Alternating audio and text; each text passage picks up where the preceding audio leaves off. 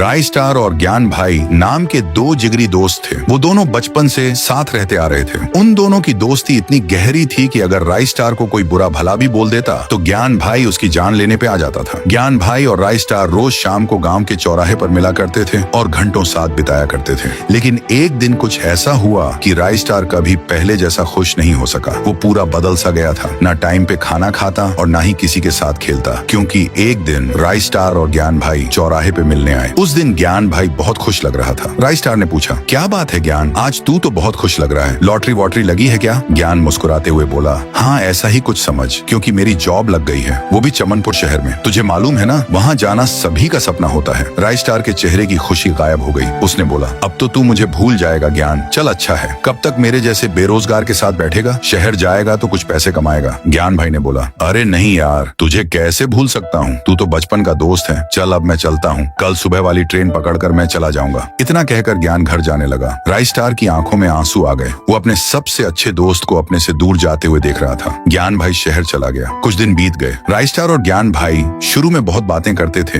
लेकिन जैसे जैसे समय बीतता गया वैसे वैसे बातें कम होने लगी। कभी कभी तो महीने में एक बार भी ज्ञान का कॉल नहीं आता था। राय स्टार को अब ऐसा लगने लगा था कि शायद वो अब अमीर बन चुका है और मेरे से बात करने के लिए ज्ञान के पास टाइम नहीं है। लेकिन राय स्टार को सच्चाई मालूम नहीं थी। राय स्टार अब भी रोज चौराहे पर ज्ञान भाई का इंतजार करता था कि शायद वो लौट कर आ जाए, लेकिन ज्ञान नहीं आया। सुबह के 7 बज रहे थे। राय स्टार अभी तक सोया था। तभी राय स्टार के फोन में एक कॉल आया। राय स्टार की नींद खुल गई। वो आंख मलते हुए उठा और फोन चेक किया। अचानक उसके दिल की धड़कन तेज हो गई, क्योंकि ज्ञान का कॉल आया था। राय स्टार जल्दी से कॉल उठाकर बोलता है, कैसा है मेरे भाई, 1 साल बाद तेरा कॉल आया है। सामने से बस छोटा सा जवाब आता है, तू जल्दी से चौराहे पर आ जा, मैं वहीं तेरा इंतजार कर रहा हूँ। राय स्टार का दिल जोर से धड़कने लगता है। राय स्टार बिना मुंह धोए दौड़ते दौड़ते गांव के चौराहे पर पहुंचा। वहां पर ज्ञान भाई उसका इंतजार कर रहा था। राय स्टार ने ज्ञान भाई को जोर से गले लगाया और बोला, क्या यार, मैं रोज तेरा इंतजार करता हूँ, लेकिन तू आता ही नहीं है। ज्ञान भाई ने बोला, हाँ यार, मैं काम में बहुत बिजी हो गया था, लेकिन किसी तरह टाइम निकालकर बस तुझसे मिलने आया हूँ। अभी आधे घंटे में मैं फिर से शहर जा रहा हूँ, बस तुझसे मिलने के लिए आया था। राय स्टार की आंखों में फिर से आंसू आ गए। वो अपनी आंखों के सामने फिर से अपने दोस्त को जाते हुए देख रहा था। तभी राय स्टार को ज्ञान के पापा का कॉल आता है। उसके पापा रोते रोते बोले,